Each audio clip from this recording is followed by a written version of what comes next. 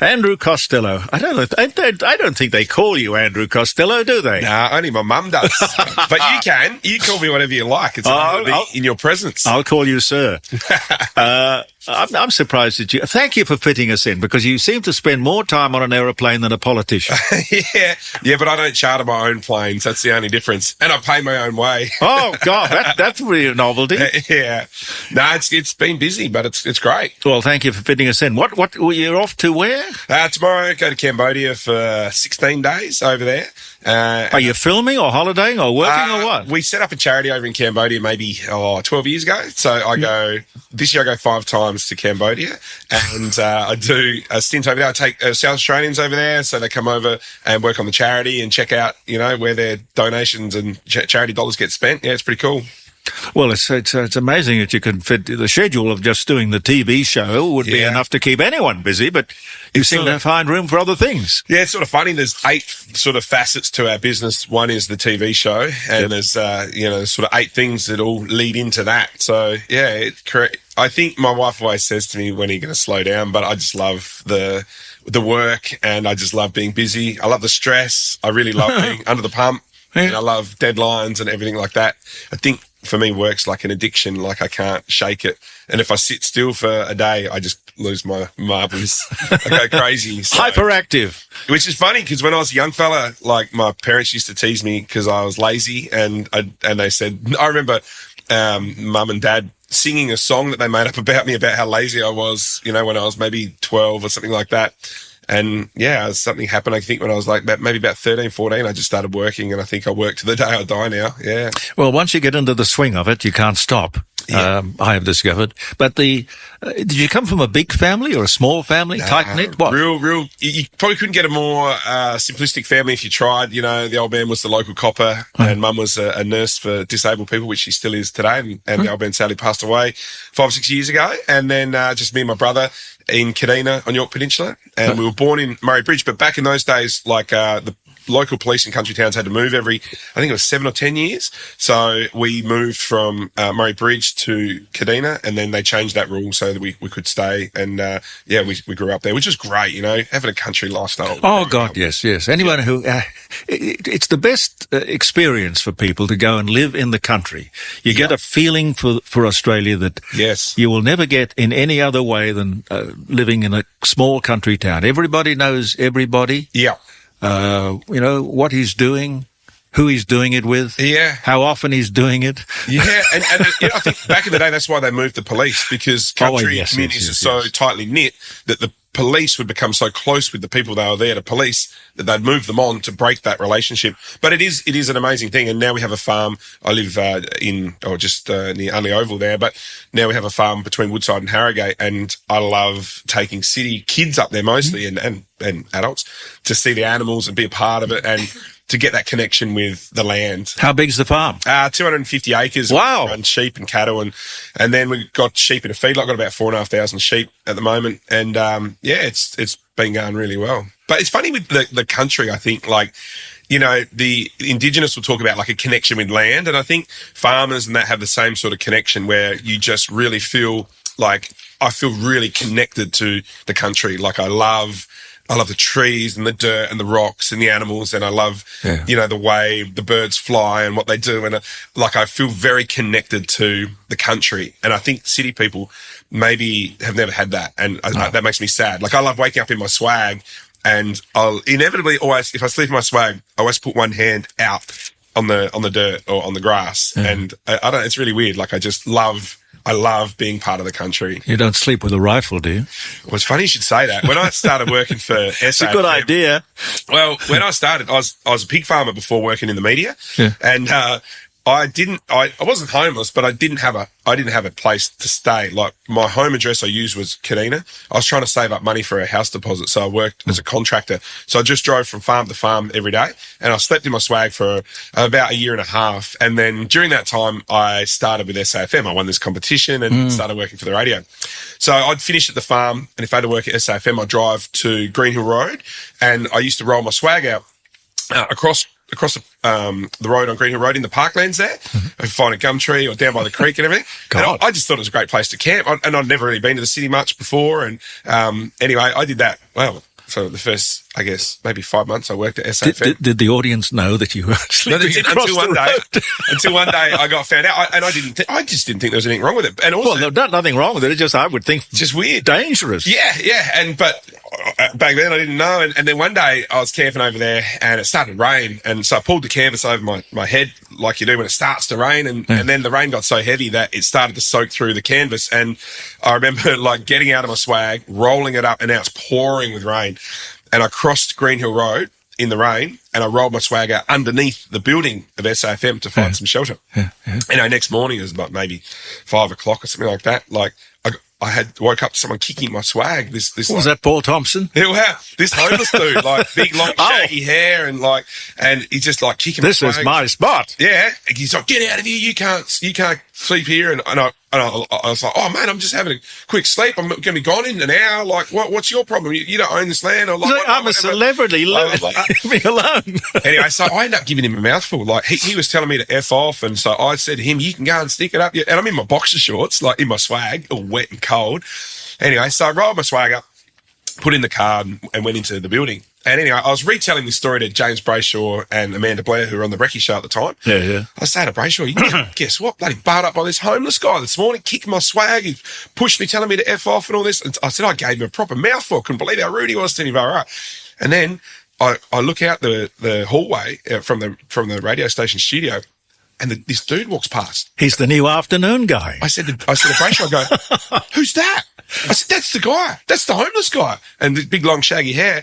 And it was Phil Dowse, who was the head honcho of the group at that point. And he'd flown in from Sydney to tell SAFM how to run their business. And he's sleeping in the basement. And I've just told him to F off. And then afterwards, I had to go up to him. I said, "Oh, sir, I'm so sorry. Like, I didn't know." And I told him that I work on the pig farm and I don't have a house and everything like that. He couldn't believe it. He's like, "Why are you sleeping in the parklands?" Yeah. There's something that really appeals to me about that. You see, there you are, a celebrity on air in a capital city FM radio station. I would have thought that SAFM would have been number one back in those days. Oh, by a mile. Yeah. And one of their stars is sleeping in a swag across the road in the park. I know. And you mentioned about a gun. Why didn't they put you up in a nice hotel? I didn't know any different. And I remember walking into SAFM when they asked me to work for them. Yeah. And I couldn't believe for the first month that the doors at my workplace opened automatically. And I remember every morning walking in there and those doors would open automatically. And I just remember thinking, it's like parting the waves. Yeah. I remember thinking, I can't believe I'm in a building where the doors open automatically. And I think it was amazing because it kept me very grounded even to this day. Like I still, I guess I'm closer to the audience as far as growing up, background. I'm just like a bogan, I guess, that got a little bit lucky. And I think that helps me now still connect and love my followers and audience and whatever, because, I'm very aware of where I come from, and I'm very aware that the media is something that passes and comes and goes. Yeah. Well, you're grounded in the sense that you have a great perception of yourself and where you've been, which is a guide to where to go. Yeah. Before we get on to the where to go, what was the beginning? You won a competition to get you on the air. How did that work? Yeah, it was called The Great Race, which then actually went on to become a TV show called The Amazing Race. Oh, yes. Which was, they sold the concept to America or something, but it actually came from South Australia. A South Australian guy invented it, Richard Marsland. Anyway, so it was 2 guys, 2 girls race around the world, and I'd never entered a competition in my life before. And I was driving from one pig farm to the other. I was out at She Oak Log, which is near Gawler. I was driving back through the hills there, through Palmer and that, heading to a piggery out near Murray Bridge. And I heard in my XF station wagon, which I was like living in that and the swag, and my aerial was a coat hanger that was stuck out of the car. I had a foxtail hanging off the coat hanger aerial. Couldn't be more bogan if you tried. And I heard Amanda Blair banging on about, look, hey, we're looking for 2 guys and 2 girls to race around the world, blah, blah, blah. And at the time, I used to love writing, creative writing. So it was really weird for a pig farmer to be interested in poetry or writing, So if it was a mate's 18th birthday, I'd write a poem or roasting them or whatever. I used to love creative writing. And I just thought, wow, I've never been overseas in my life. I didn't even have a passport. I'll I'll write a poem as an application. And that's what I did. So when I got to the next piggery, I had a little elder's notepad in my overalls pocket, and while I was injecting the pigs and whatever, I'd think of a line for the poem, and I'd stop and I'd write it, and then whatever. And then I remember, and this is a funny thing about life, and I say to people all the time, get out of your comfort zone and have a crack. Like, so I wrote this poem. I finished work at maybe 4 or 5 o'clock, whatever, and I thought, I'll ring the radio station. I'll see what I have to do with my entry. Back in those days, you couldn't email it in or anything like that. I was like, how do I enter?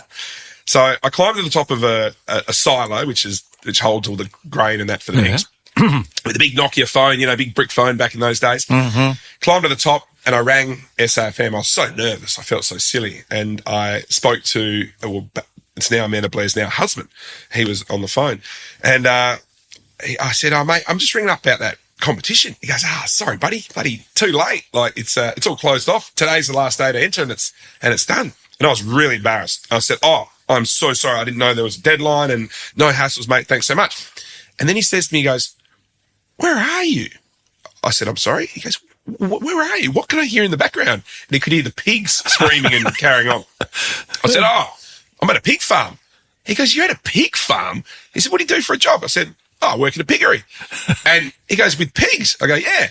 I said, what else? I'm on the top of a silo. He goes, you're on the top of a silo? Better signal up here. At a piggery. Yeah. I said, yes, sir. Yeah, bloody here and whatever. He goes, that's gold. He goes, what were you going to do to enter? I said, I wrote a poem. He said, mate, that's too funny. I think his interest was sparked because he probably never spoke to a pig farmer in his life. And it was different. Yeah. Different. Yeah. And he said, read it out to me.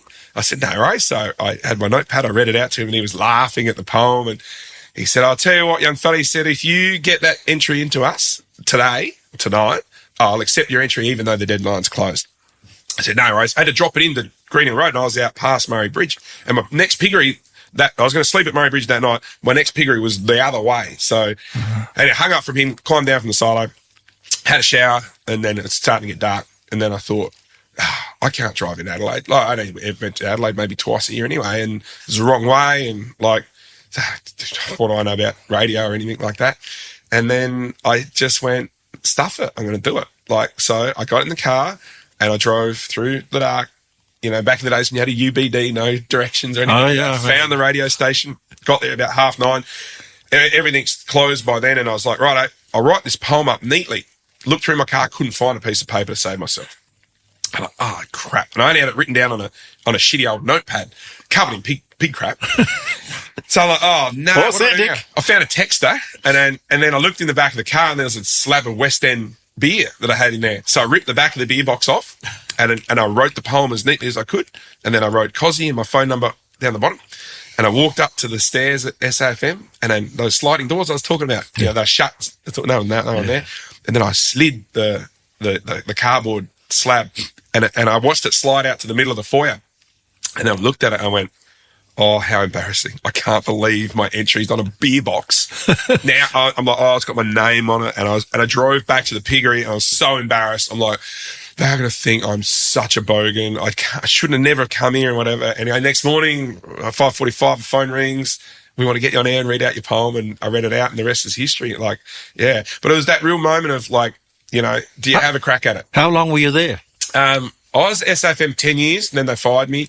Everyone gets fired. Yeah. It's funny. If you've been there, you know what it's like. That it's a different industry, and I come from a farming background where everyone just helped each other and supported each other. Forget that. In the radio, they just, Dog eat dog. Yeah, totally. And I remember, maybe a month into when I started, something happened. I can't remember what it was. And then I was in the office of the promotions lady there, and I love her so much. And her name is Sarah Rogers. She's still in the radio to this day. And I said to her, I just can't believe that they did this to me and whatever happened. And she said, Cosi, the radio is a backstabbing industry that's tough and ruthless. And if you can't handle that, you're better off to walk away from it now. And she's dead right. And at 10 years, I got my long service leave, and I'd worked for that station. I was like, well, not many people in radio get long service leave. Yeah, I know. But the funny thing was, though, I was a loyal servant to that station. I would have died for them. There's nothing. The first 5 years, I never said no in that building. Anything they wanted, I did. But I got a funny feeling, though, that it was all different I seem to sort of put it at the feet of the bloke who's running the station. I agree. Yeah. When Paul Thompson was running SAFM, I would have thought that it would have been a fantastic place to work. Oh, yeah. Yeah. Now, when he stopped running it, I don't know what happened, but I worked for him briefly when he was at 2GB. Yeah. And that's a long time ago.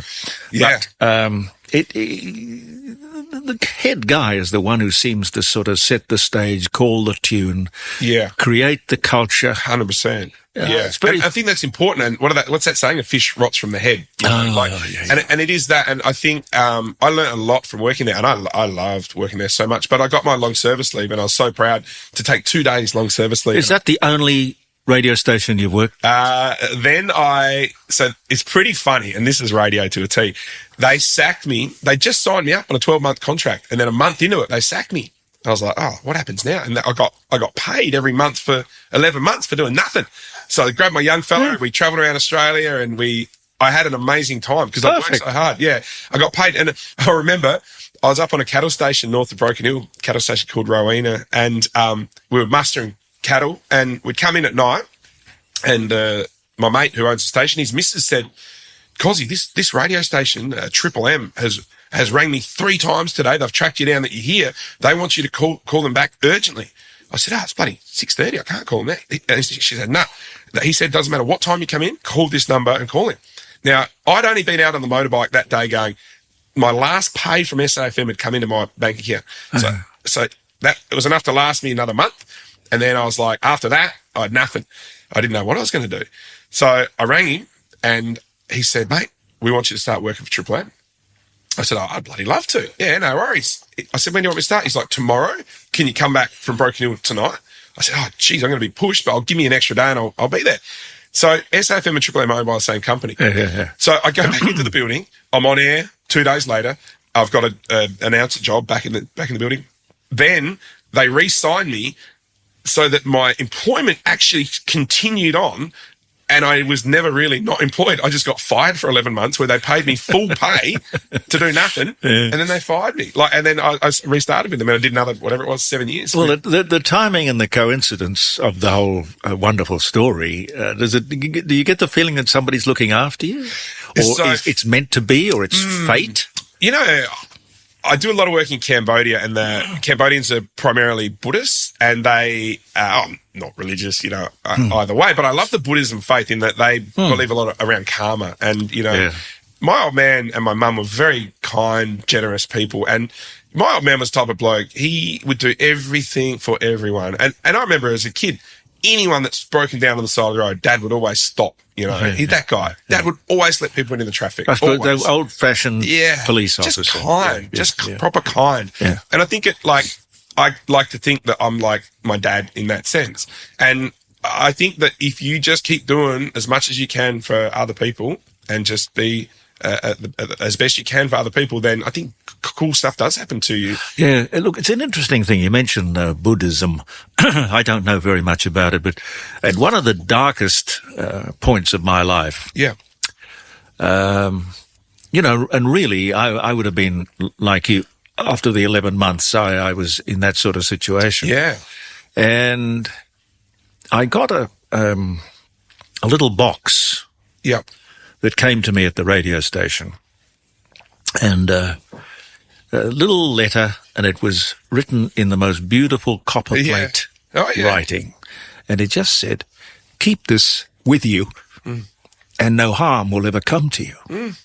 And that's it, around my neck. Oh, wow. Yeah. And that's it. And I get choked up every time I think of it. Because who sent it? I have no idea. Is that right? Yeah. I don't know who sent it, but I believe and continue to believe, because my whole life has been rather charmed since then in many ways. Yeah.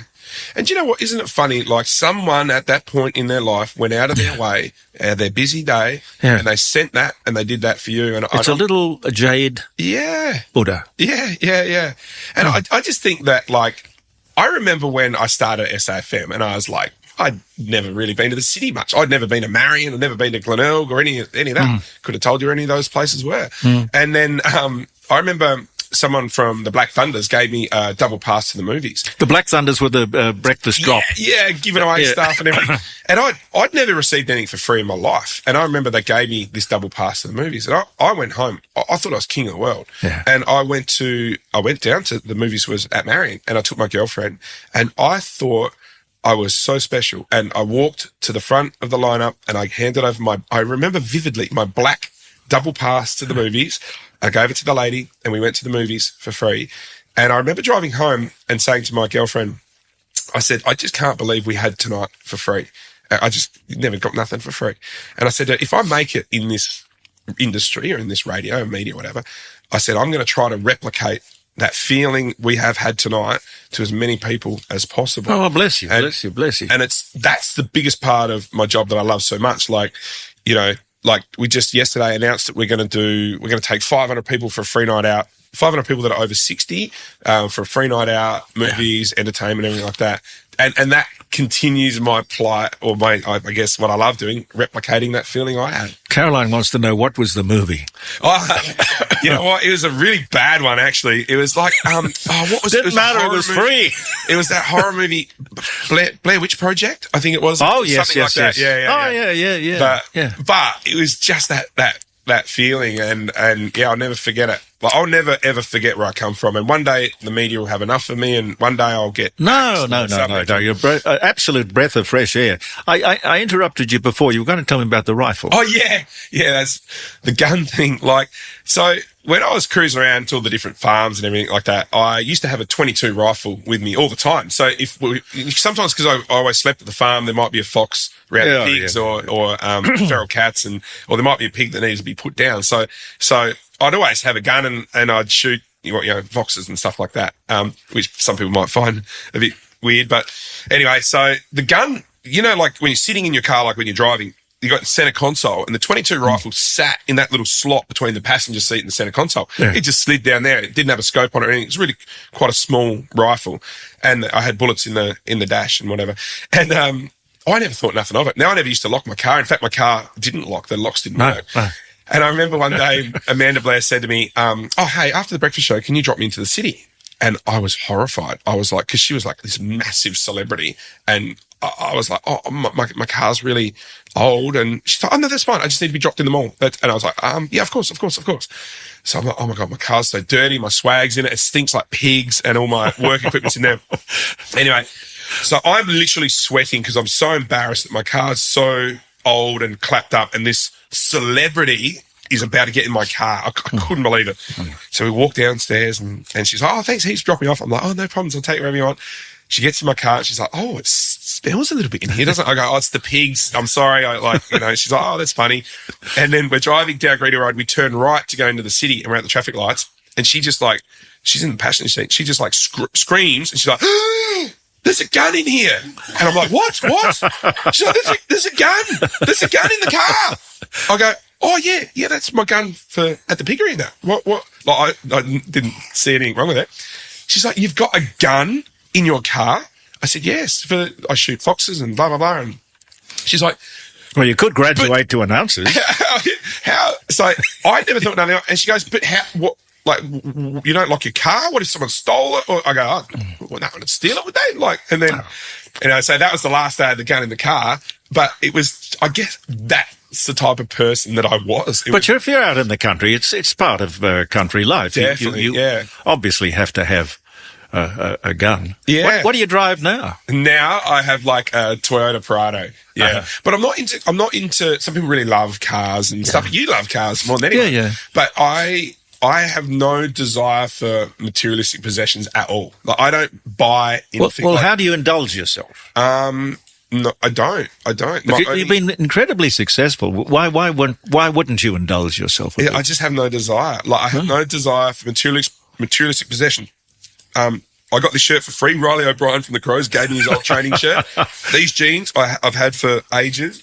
I buy one pair of Aaron Williams boots every 18 months. Yeah. And I wear the same thing every day, like polo shirt, jeans. I don't have any fancy watches, jewelry, fancy cars, nothing. The only like, I love success. How do you stay grounded? Because you are successful. I think that I just never forget where I come from. And what about hobbies? What do you do to relax? Farming. I love my farm. I love agriculture, and I love my farm at the moment. Like, I'm really not mad, but just the cost of living is very hard for a lot of people, and we're very lucky.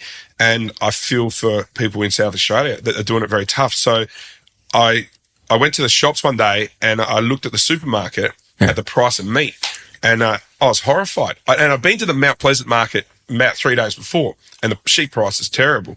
And I watched sheep get sold for $40 and $50, and I felt so sorry for the farmers. 3 days later, I was in a supermarket and I looked at a leg of lamb and it was near $40. And I went, I just saw a whole sheep get sold for $40. How can they charge $40 for this big leg of lamb? Oh, and it really made me mad. I was like, someone's screwing the farmers over. Yeah. So I was at my farm a few days later and I went, stuff it. I'm going to buy a mob of sheep. So I went on to an auction, which is called like Auctions Plus, where you can buy every Tuesday and Thursday. They have an online market. So I found a mob of merino wethers down at Canalpin, down in the southeast there. 315 of them, beautiful like lambs. And I bought them, and then I went, I'm going to sell them direct to the public. So I actually just did a Facebook post, and I said, you know what? I can't believe how much supermarkets charge for meat. Yeah. So I got a quote from the abattoir to kill them, butchers to cut them up and everything, and I sold them. And I put it up, 315 sold out in 12 minutes. And then I've been doing that since October. We sold over 8,000 sheep now, and it's wow, wonderful, really good. Yeah, wonderful. We'll check the weather while we've got a second. Andrew Costello's with me. Wonderful past. You've just got you're living the dream, aren't you, really, in 100%. Many ways? Yeah. So what of the future, apart from the trips to Cambodia and the farm and the charities? What? Yeah, we have a charity in Botswana, in Africa, which I'm really keen to grow. I'll go back there in December. And you're a saint. You're pushing for a sainthood, aren't you? I also do a lot of things that are wrong. Ask my wife, It's so funny, like at the footy last night, beautiful people come up and say, oh, I love everything you do and whatever.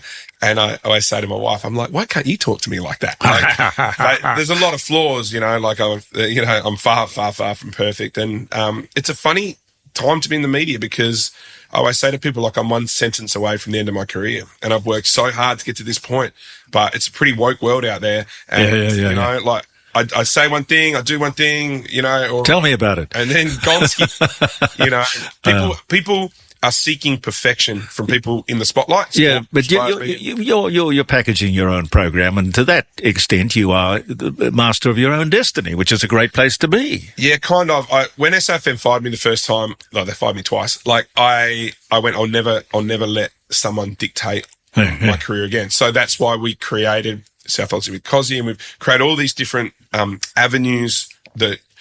One day when the media's done with me, you'll find me in a village in Cambodia or in the. No, I think you've got a great future. You've got a solid gold future. So yeah, I just love it. Like life. I spoke to Steve Irwin once on the phone, getting him ready to go. There's a lot of you in him and him in you. Oh, that's a compliment. Yeah. No, enthusiasm and energy. Yeah, he said to me, I had to tell him he had to wait 5 more minutes to go on the radio. And so I was sort of the phone guy at the time of the radio station. So I got on, I said to him, oh, Steve, I'm so sorry. They're going to play another song. You're going to have to wait another 4 or 5 minutes. I'm so sorry. Because, you feel embarrassed making people wait on the phone. Yeah. He goes, mate, I'm talking about hairy-nosed wombats. I'll wait as long as you like. And I said to him then, I go, how?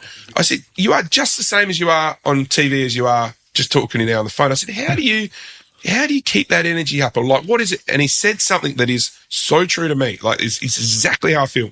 He said, mate, every day I wake up and there's a fire in my belly. And he said, I just can't get enough. Yeah. And that's like me. I just can't get enough of life. And I just want to squeeze as much out of it as I can. Because one day we'll all get that phone call that we're going to cark it or something will happen to us.